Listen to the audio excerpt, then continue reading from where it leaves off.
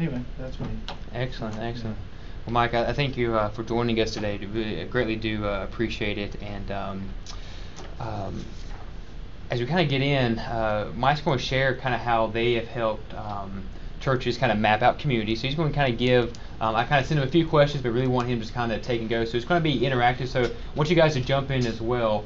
And if you've got your Google Map pulled up, if you'll notice, let me go ahead and pull up mine. I'll just kind of show you what we're looking at doing. And if you save it right, it actually will save it into your Google Drive for you. Anyways, alright, so you pull up maps. I don't have it on the screen anymore, do I? And you notice on the left side of the map that you have open, right now you should just see like a kind of a blank map. On the left, you kind of click the little 3 bars, and you click on the search bar there. Mine's slowly coming up. Alright, so click those 3 little bars, and when that drop down comes up, select. Oh, come on now. Internet always gets slow when everyone on campus is logging in. Click that menu. There we go. Okay, so when yours comes up, you click that My Maps, and then you can create one and share it with people. And so you're going to, for your group, you've got instructions in your Perspectives project to you as the team leader will create the map and share it with everybody, and then you'll have your team start mapping out points. And so Mike, what I've had them ask them to do for their project, we are building a prospectus essentially for the whole semester. So we're doing the kind of the research part of it on a shared Google document and they're in teams of 3. They all have 3 different cities. One is in North Carolina. We have Charleston, Chapel Hill, and Detroit were the cities that were chosen by the groups. And okay, so see here you can click create, and you can create a map, or you can, like I've already created one for myself. But you click that and you can share it with those in your team, just like you do a Google Doc. And so you'll want to look inside of your perspectives for a list of questions. And so Mike, tell us a little bit about just kind of the idea of mapping a community. Okay. And then we will probably bounce off some questions for you. Sure. And then we'll just kind of go from there. And guys, we'll work on this together throughout the week. We're going to take a field trip Thursday, and we're going to go map a community here in Winston, just as like a test drive. We're going to kind of do a drive-through of a local area. So take it away for us. Well, have any of you guys read Lynch, The Image of the City? Have you guys seen that? That's good. I'll send you the PDF on that. Lynch was actually, he was an ethnographer, but he's a secular guy. He was actually learning how to map communities secularly for businesses and other things of how to connect in a city. And but the good thing about what he's done, it has some application that's tremendous for church planting and for existing churches as well. When I began to read over what he had out, he did a lot of work in North Carolina, but Luke 19 came to mind for me. Luke 19:41 and 42. Jesus, it says, when he drew near, talking about Jesus, he saw the city and he wept over it, saying, "Would that you, even you, had known on this day the things that make for peace, but now they're hidden from your eyes." Jesus knew enough about the city, knew enough about Jerusalem, that it caused him to weep. And I really think that's where we've got to get to a place where we know the city enough to where we know we have the passion to weep over it. A couple things I want to just hit real quickly on mapping. I spent a lot of time, as I told you, in New York City, Boston, and Toronto, and I'm going to bring some of those principles in because that's where I've spent a lot of my work for the last several years, and now just getting traction back here in the state with that. But a lot of guys go into New York City, they go into Boston, they go into Toronto, but in particular New York, and they'll plant their church or they're in the early process of planting the church, and they'll say, man, we're going to reach New York City. That's our goal. Our goal is we're going to reach New York City. Well, within a 75-mile radius of Times Square, like literally where 42nd and 7th cross, if that's your starting point, within that 75-mile radius, there's 16 million people. Well, there's no way you're going to reach 16 million people. So, okay, if you back it down even to how many people live in the 5 boroughs of New York City, just inside the city limits, there's 8 million people. Well, so then we have guys that say, well, all right, I'm going to reach Queens. Well, that's 2 million people. So you're not really, we're not really narrowing it down. But then it starts to look a little more like what we're looking at here. Somebody rolls into Winston-Salem, they roll into Greensboro, they roll into Raleigh, they roll into Charlotte, and say, I'm going to reach this city for Christ. Well, there's only a few people, a handful of people that I know that can even have impact outside of their geographic location, and I mean like blocks, much less have a citywide impact. And so the first thing I would tell you is, when we're talking about mapping, we need to start looking at what really is our community, because Winston-Salem is not your community. That's the city, and certainly we want to have a multiplication idea that where we can reach the whole city of Winston-Salem. But if you come in with that approach, it's really going to be tough. You're probably going to hit your head against a lot of places. So what we've seen in Queens that guys have finally started doing is that where are those pockets in the city that recording in progress define themselves?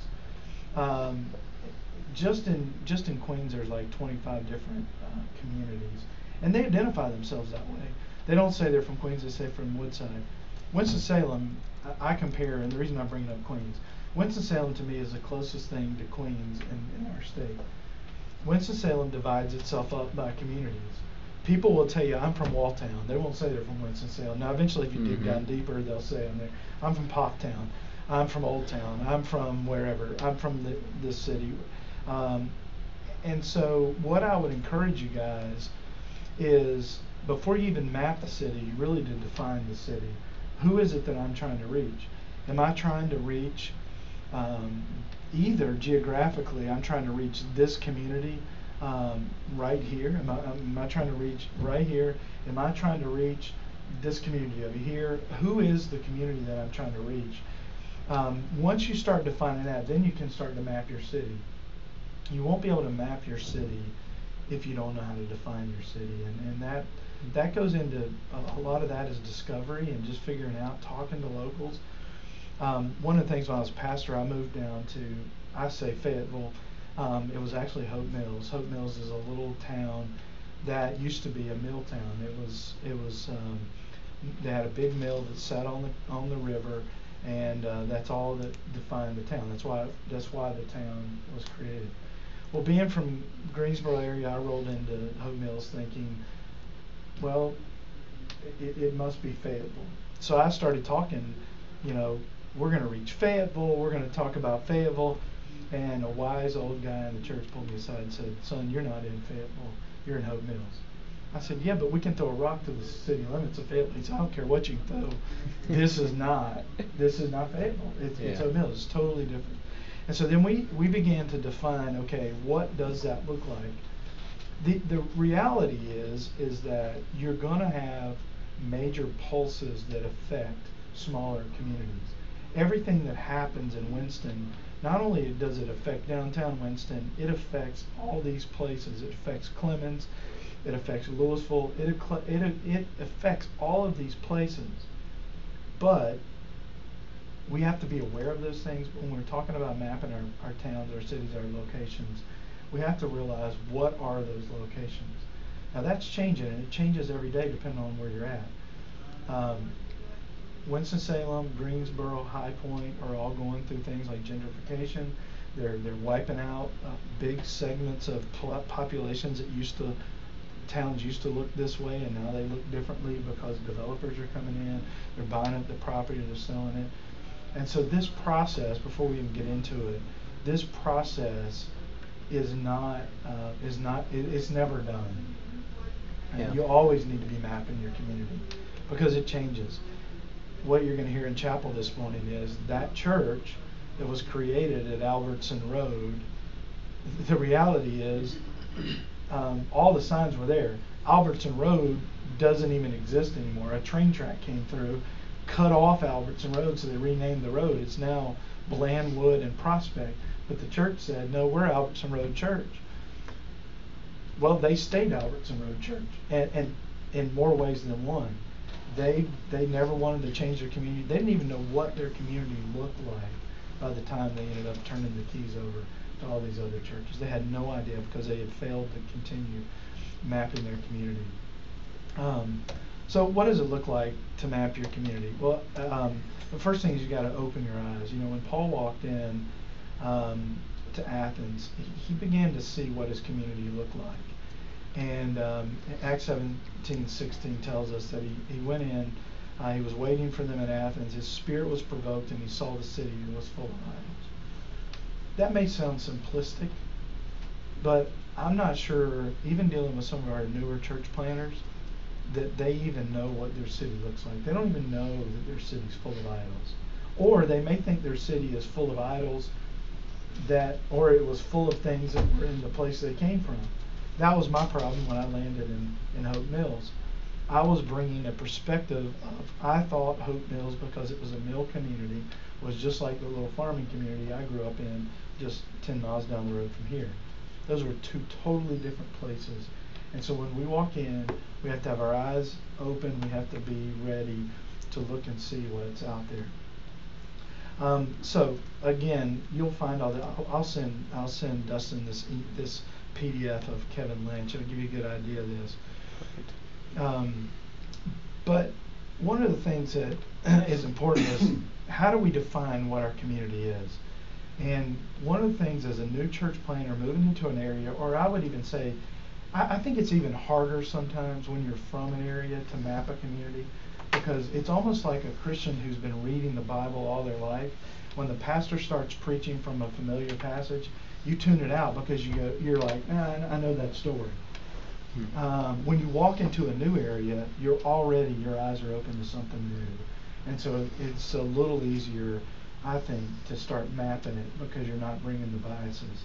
Now, you need to bring local knowledge if you can, or find it, but ultimately discovering local knowledge tends to be more profitable even than knowing local knowledge. So essentially, kind of what you're getting at is, if we have lived in a community so long, we have the restaurants we like, we have the social places we like, we have those. That's really all we go to, even though we drive right past a dozen other things that we've never really looked at because we go. That makes sense. Yeah, and one of the things I would encourage you is, there's two perspectives of community, and especially in North Carolina, if you live in the I-85, I-40 corridor, there are people that are from there and there are people who are coming there. And those two worlds are dramatically different in North Carolina. They're starting to merge a little bit. It's been long enough, especially in the larger cities, Winston-Salem, Greensboro, Raleigh, Durham, Charlotte. But we still have this that is very much present. It's those that are from there have one perspective, and those that are coming there have a totally different perspective. And your job really, if you want to prioritize as a church planner, you're really looking for those that are coming there more than you are those that are from there. And why do I say that? Those that are from there are Bible Belt people. That doesn't mean they're all Christians, but they have a tremendous access to the gospel, or probably had historically. Those that are coming there, what we're finding more and more in North Carolina is those that are coming here they've had very limited access to the gospel. So it doesn't mean you ignore those that are there. Don't hear me say that. But we have over 300 churches in the Triad alone that are trying to reach people who are from there. We don't have that many churches that are trying to reach people who are coming here. And so, to me, that's where church planting is so critical, is that those that are coming here, there aren't that many people reaching them. And so when pastors of traditional churches tell me, why do we need more churches? Well, the reason we need more churches, and again, I'll share some of this in chapel, is because most of our churches are geared toward, are set up for, are designed for those that are from an area instead of those that are coming to an area. And we can leave that out if we're not careful. So what are some things you need to look for? first thing, and Lynch calls these things paths, but I just call them path or routes or busyness of the city. Where are those things? Where the source of the people coming in and out of a community? Businesses, if you'll notice, where are the businesses? Where are the new businesses building in your community? Walmart spends millions of dollars figuring out pathways in a community. They want to know where it is that people will have the greatest access to locate them. Now, why is that important? It's important because depending on the style of church that you're going to plant, you're going to need to know where people travel, where people are accessing. Why does so many of our churches find their ways in certain places and parts of the community? Well, in the days in which they were planted 40, 50, 60, sometimes 100 years ago, they were on the walking paths of those that lived in the community. And so people pass them by every day. If you're going to plant a brick and mortar church, you're going to need to know where those pathways are. Now, there's challenges to that. Pathway property is more expensive than non-pathway property for a reason. Location is everything, right? But you need to know where those things are. You also need to know where boundaries are. What are some things that you can look for boundaries? What is it that divides a community? In Winston-Salem, if you go on 52, as you're coming down Business 40 and you hit 52, 52 divides communities. I took a group a year and a half ago, 2 years ago, a group of college students over in Winston-Salem. We walked around a lot of the city. And literally, and Winston's probably the best example of this, literally railroad tracks and highways will divide whole communities. So on one side of the track, you may have a community that's 50 to 60, 70, 80% African American. Literally just 500 yards, the community completely switches and it becomes Hispanic, or it's white, or it's whatever. If you're a church planner and you're going in, you're going to target an area, you need to know who you're targeting, and you need to know those needs that are involved in there. The Hispanic community in Winston-Salem has a tremendous amount of needs that are different than the African American community. They have a whole lot of different challenges. There's a lot of different, so if you go in with a strategy and you're just going to, let's say you choose 52 as your place where you're going to do it, and then draw a circle, you're going to miss the boat.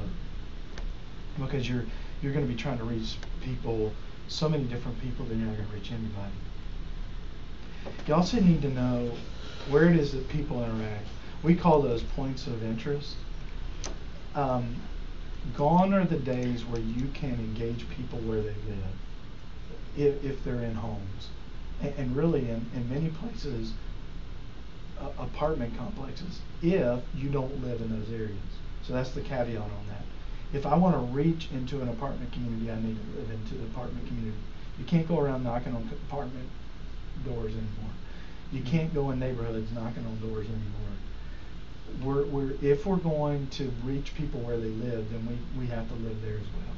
So I would encourage you, as you're mapping your city, find, if you're not going to live, target the community or the neighborhood in which you're living, which I highly recommend that no matter what your church planting strategy is, your disciple making strategy should always start where you live.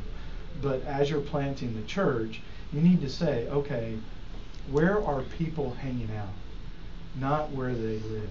We call those points of residence. Points of residence are not the best place to start, because if you're not in a point of residence, you're going to look like the creepy outsider coming in. And suspicious behavior.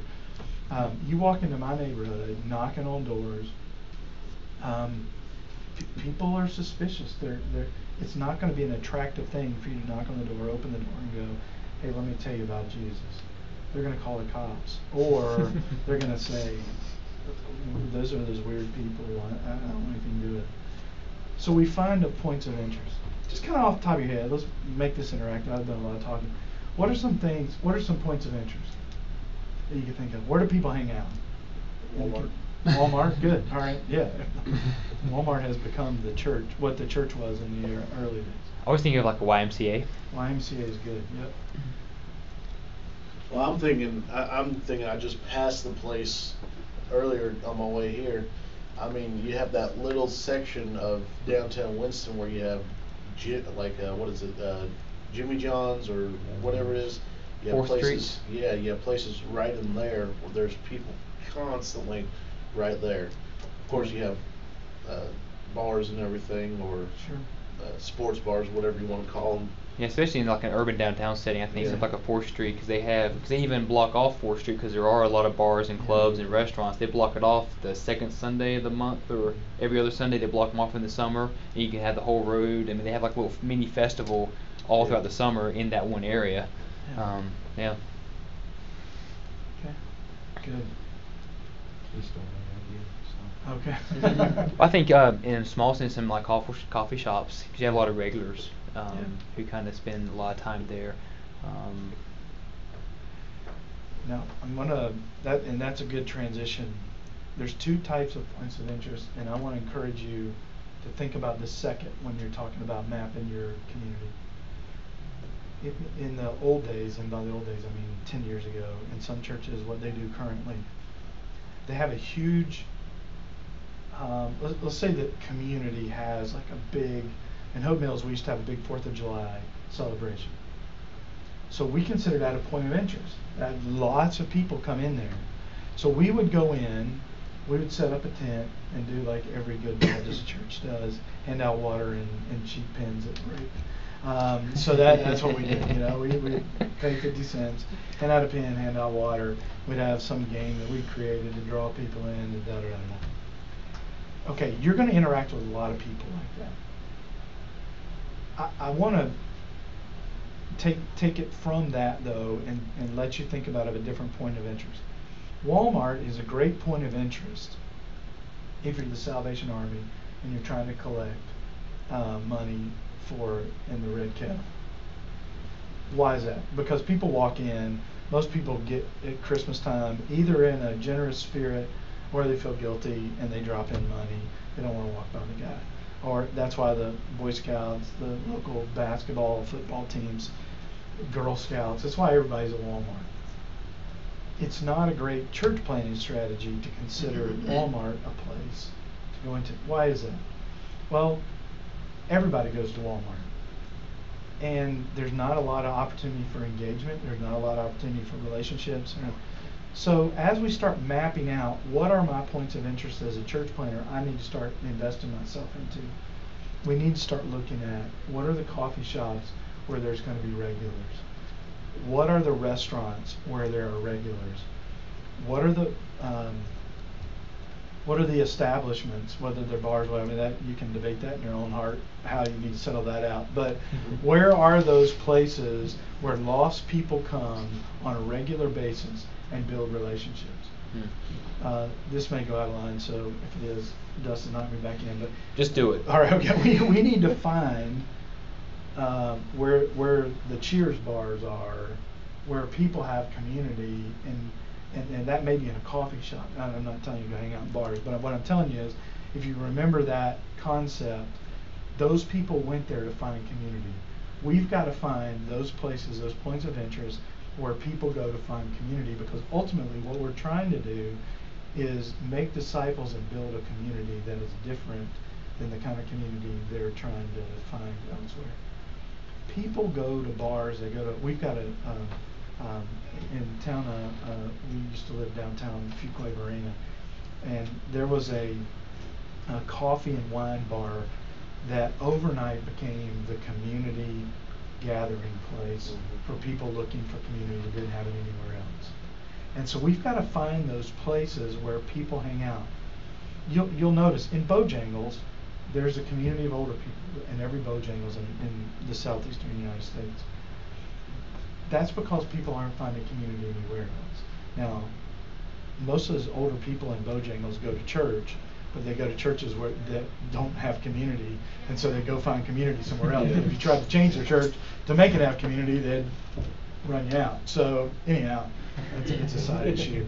But finding those points of interest are very critical if you're going to be able to impact. You want to be the guy that when you walk in the door, they know who you are, and they know that you love them eventually, and you're trying to share the gospel with them. Don't find the Christian points of interest if you're trying to plant a church. We don't need to be in the business of dislodging people from their Christian community to put them into another Christian community. What we need to do is find places where we can engage in those. So that brings me to the next mapping point. Lynch calls these nodes. I call them where people, if you look at the live, work, and play model, it's where people play. What is it that drives the community in that community? What is it that is the underlying? In the community where we used to live, it was sports. It was kids' sports. I had over 500 kids in a town of 15,000 that were involved in sports in any given weekend. That's a huge number of kids. It's not, I don't know how many kids were in the community, probably 6,000, but probably close to 10% of the children living in that community were involved in sports. You add 2 parents to that, we know that's not completely accurate, but 2 parents and throw in some grandparents, and you may have 25% of a population at a particular point of interest every day. So what is it that you can do there? You can coach, you can show up, you can, mapping out what are those areas. If you have a core team of 5 couples and you guys begin to influence those communities and find out what it is that's there and what they need, then you can begin to look further at those mapping. And then I would just take it a little step further, because mapping is one thing, but then going into how do we then start engaging people. And that's a critical part of our mapping, because we have to look at, as we're mapping, what are the people that are living here in our community that are not being reached with the gospel. And that's the people that we need to not only find, so that would be the intent of our mapping, but then how are we going to go about engaging them. So let me just stop there as far as mapping goes. Any questions along that? And then we'll get into sort of how do we get into this a little deeper. All of that stuff you can do just driving around town, just start asking people, looking for things, asking questions, spending time being irregular at places. But I want to get a little deeper of what we can offer to church planners, what we do offer to church planners to try to get them deeper into the community. Anything else? If a point of interest, you say like where the regulars go, they're going for a sense of community. So if they already have a sense of community, how do you insert yourself into that? Yeah, that's the hard thing, but I think it's most of those places, and this is, I don't mean this to sound as indictment as it's going to sound, but most of the secular communities are pretty open. People come there for a sense of when they got there, they were looking for something, and they know other people that are coming are looking for something. And so, for the most part, just inserting yourself into the everyday life of that community is good. Also, in where we live, every day that goes by that you don't try to create community in the neighborhood in which you live, the harder it will become to create community. And so, ideally, moving into a community is your best opportunity to try to build community with those around you. Because if you let major time go by, then the chances are less likely. Now, in these places where you can go, whether they be a coffee shop, whether they be whatever, that time is not as critical. You can kind of insert at any point. Okay. So. Cool. I had a international missions church planting professor at Southeastern who, knowing that he had a class that in his particular class had a lot of North American church planters in it, even though it was an international class, he made a really I think, good, profound statement that kind of related to community mapping. But he said, especially in the Southeast where we are, where churches, I mean, even the people who aren't Christians and don't go to church or anything here know what happens at 11 a.m. on Sunday mornings. They know where, the Christians are, kind of thing. He said, what if, when you're planning a church and you're moving in, part of your community mapping was actually go at 11 a.m. on Sunday and find out what are people doing at Sunday at 11 a.m. He's like, so maybe your church service starting out doesn't need to be Sunday at 11. Maybe it needs to be Saturday night or Sunday night or some other time. He's like, but Sunday at 11, especially in the Southeast, and this is not really, won't be so much true in probably Northeast, Canada, Southwest, Northwest, but it's definitely true of the Southeast. And so even those kind of factors really play into how you're mapping as well. But find out where people are spending time and even what time of day they're doing it. A lot of people are out shopping at 11 a.m. on Sunday. I did a few things. Found out there's a good number of people at Walmart on Sunday at 11. I realized. And then K&W has a whole lot of people at Sunday at 12:05 because all the church people get out and they go eat. And the other crowd, they know not to go. I had some waitress and waiter friends who were like, we know the church crowd when they come in because they don't tip. And so we know them, and we know that there's a lot of people who avoid coming at Sunday at 11 who aren't Christian because they know that's when the Christians are going to be and they're rowdy. And that's the reputation that we had at least one restaurant that I was familiar with. So anyways. Well, and I would just, as you move from mapping to engagement, the 5 questions we sort of ask people to consider is, who are the people in my community? You just ask, if you can't off the top of your head identify who the people are in your community, then you can't move any further. I mean, you really can't. You can't get past that. What motivates people in your community? That's going to be different for every community. When are people available? Dustin just said. When is it? In the Northeast, if you try to do something, if you try to have a church gathering on a Saturday or Sunday, especially the further you get away from New York City, Queens, Long Island, if you try to do that in young, professional, upcoming family areas here in North Carolina, you're not going to get anybody. And that's because people are working 50, 60, 70 hours a week.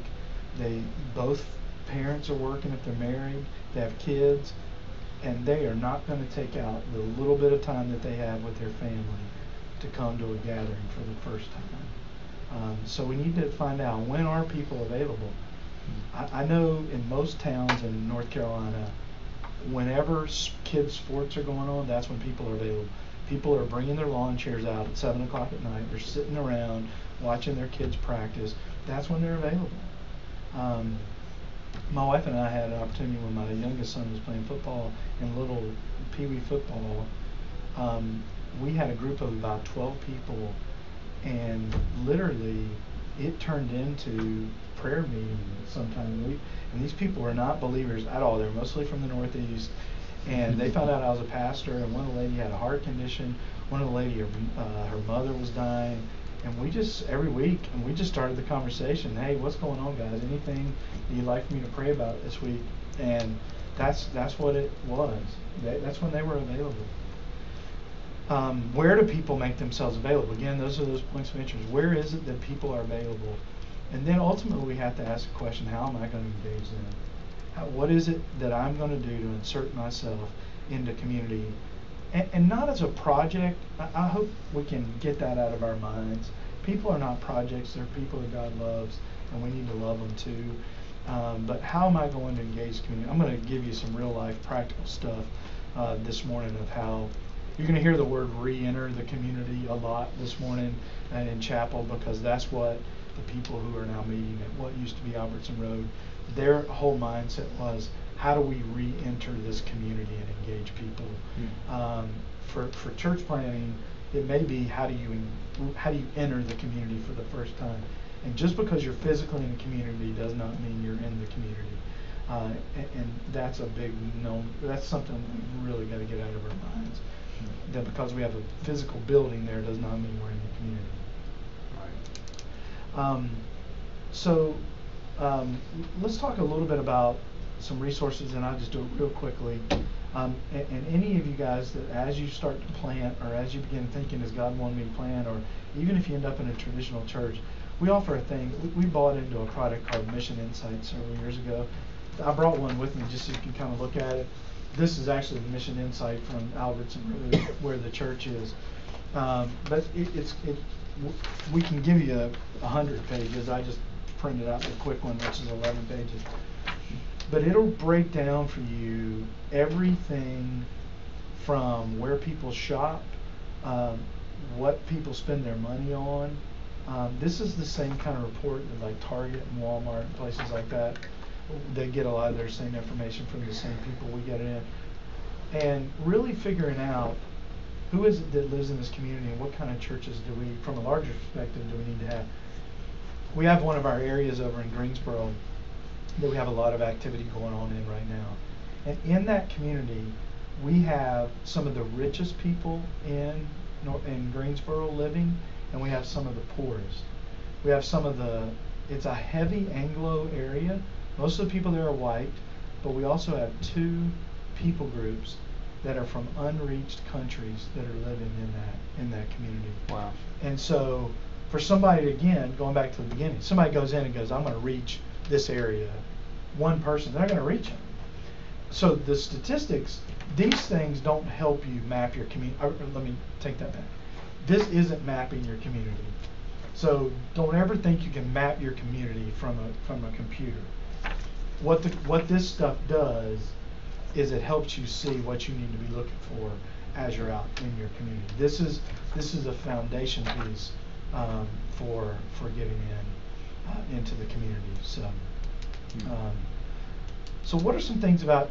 Let's just talk some. What are some things as you start to think about church planning? What are some things that you can think of resources that you may be at this point saying, man, how do I get a hold of those resources to begin engaging? What do I need to map? What do I need to engage in my community? I think there's some of the questions on your perspectives document. If you have that pulled up.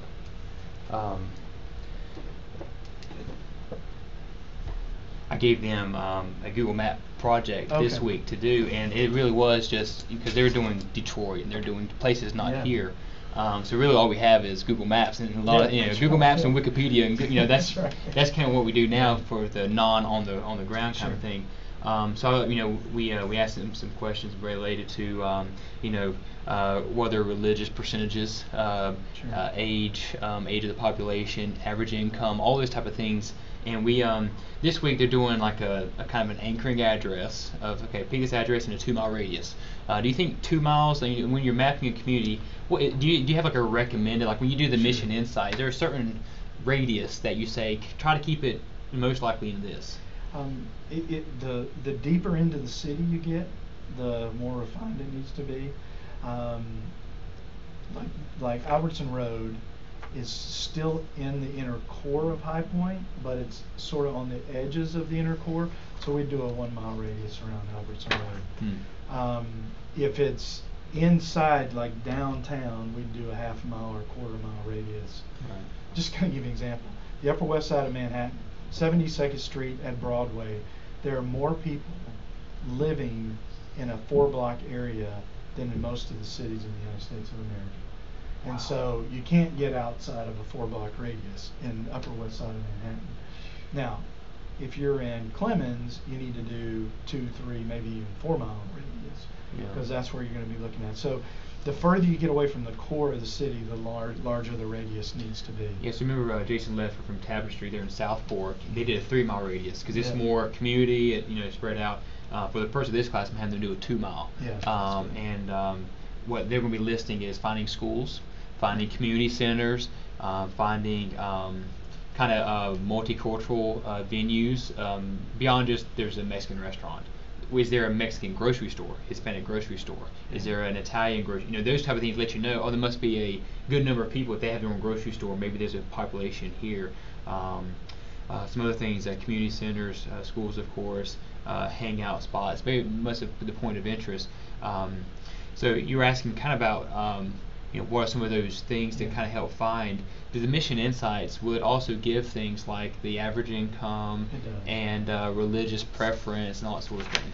Yeah, it has just a couple things. It has school-age children, how many people in that area have school-age children, families with children, how educated people are, what the diversity of the community is, what their religiosity is.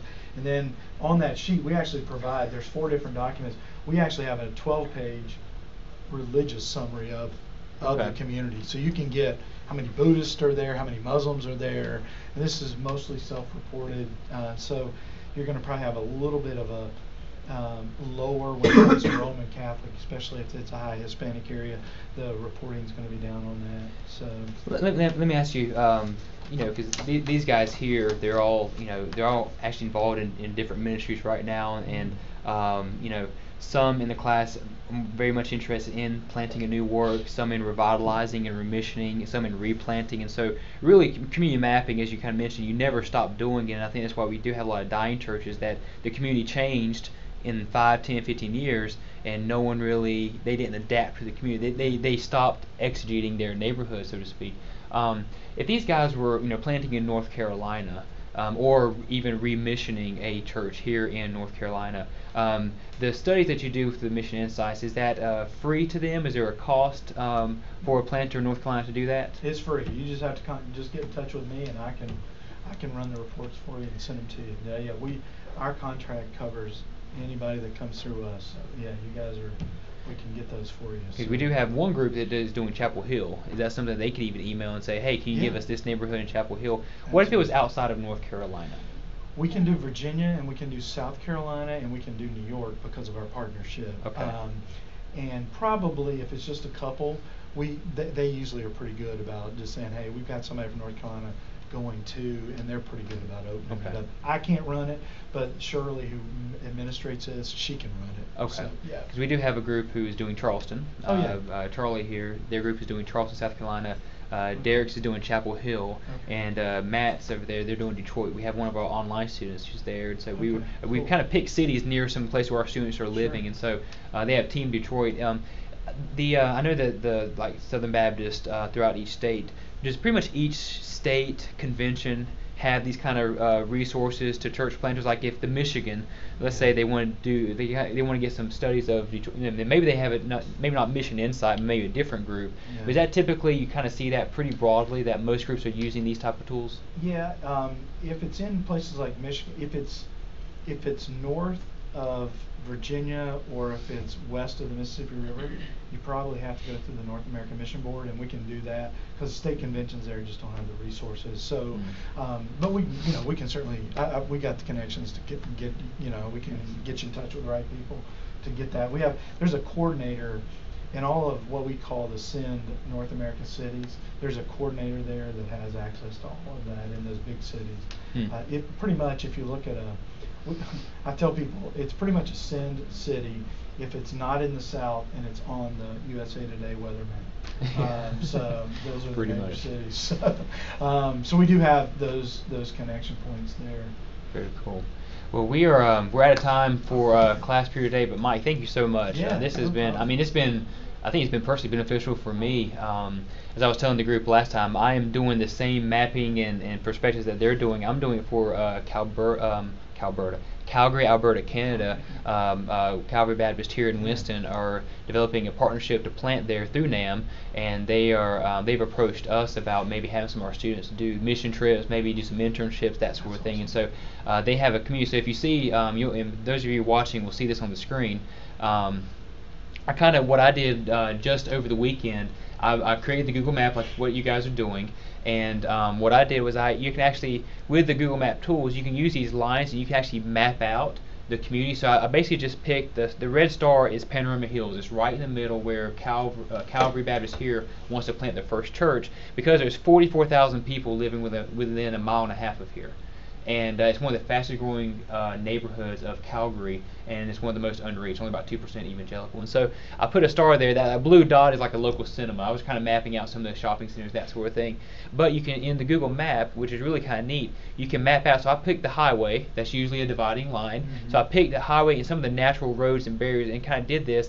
And another cool thing, you can do the little measure distance. You can actually see how far something is away, and it tells you live.